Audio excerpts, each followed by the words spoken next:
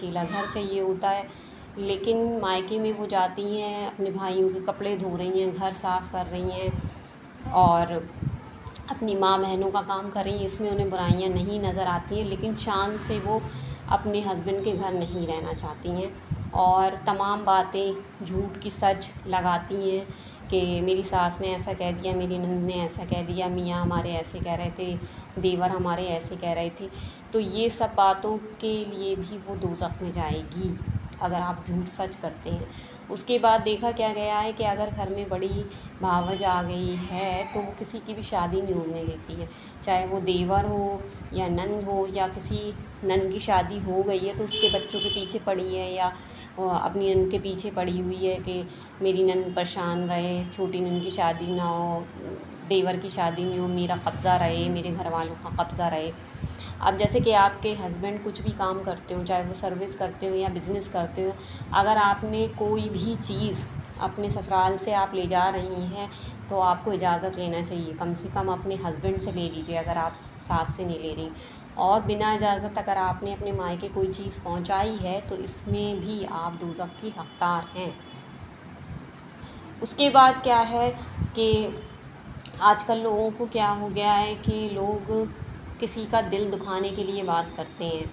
کیا دل دکھانے کے لیے؟ اب جیسے کسی کی شادی نہیں ہو رہی ہے تو جان بوجھ کے اس کے گھر آئیں گے، آپ کی بیٹی کی شادی نہیں ہو رہی ہے، آپ کی بیٹی کی شادی نہیں ہو رہی ہے، بیٹا آپ کا اتنا بڑا ہو گیا ہے، بیٹی آپ کی اتنی بوڑھی ہو رہی ہے، آپ شادی نہیں کر رہے ہیں، اور آپ کے بیٹے کی جاب نہیں لگی ہے، آپ کا گھر نہیں بن پا رہا ہے، آپ لوگ کیسے کپڑے پہنتے ہیں، آپ لوگوں کے پاس کپڑے نہیں ہیں، اور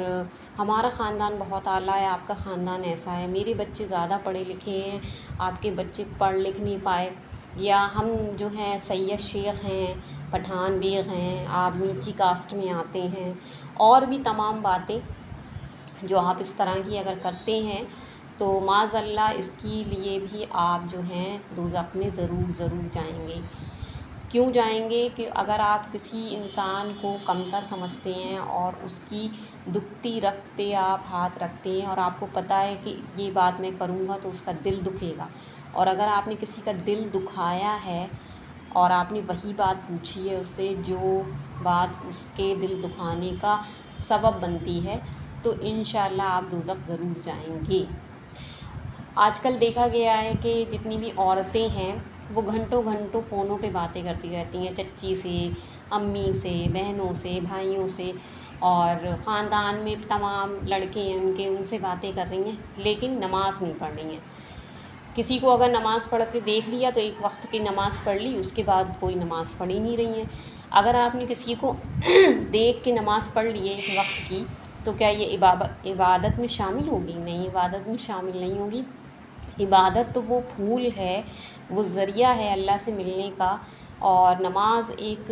ایسا ہے کہ حضور نے کہا ہے وہ میرے آنکھوں کی ٹھنڈک ہے.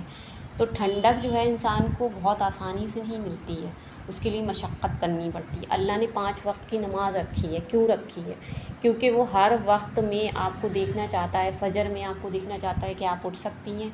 تہجد میں آپ کو دیکھنا چاہتا ہے کہ آپ میرے لیے اٹھ سکتی ہیں، آپ اپنے کاموں سے وقت نکال کے آپ میرے لیے وقت نکال سکتی ہیں. اللہ کو آپ کی نماز کی ضرورت نہیں ہے، آپ کو نماز کی ضرورت ہے، کیونکہ آپ کے گناہ اتنے بڑے ہیں، عورتوں کے جو گناہ ہیں وہ اتنے بڑے ہیں، وہ اس کو معاف کرنے کے لیے ہمیں نماز کی ضرورت ہے. لیکن ہم فونوں پہ گھنٹوں گھنٹوں باتیں کرتے رہتے ہیں، لیکن ہم نماز کی طرف راغب نہیں ہوتے ہیں، استغفر اللہ، اور اس کو جانے دیتے ہیں. اب آج کل کی عورتوں نے کیا بنا لیا ہے کہ قرآن شریف پڑھ لیں گی، چلو جلدی سے پارہ پڑھ لیتے ہیں، لیکن نماز کی طرف راغب نہیں ہوں گی. اور دوسرا یہ دیکھا گیا ہے کہ بہت سی جگہ ایسا دیکھا گیا ہے کہ بزرگوں کی، نبیوں کی، اور جو نبی خاندان والے ہیں اور جتنے بھی بزرگ اولیاء انبیاء ہیں ان کی فاتحہ درود نہیں کرتے. ان کا کہنا یہ ہے کہ بس ہم اللہ کو جانتے ہیں، باقی ہم کسی کو نہیں جانتے. ٹھیک ہے، آپ اللہ کو جانتے ہیں، بہت اچھی بات ہے، اللہ کو آپ جانیے، لیکن اس سے پہلے جو ہے آپ جو ہے اللہ کے ساتھ ساتھ ان کے نبی کو بھی جانیے.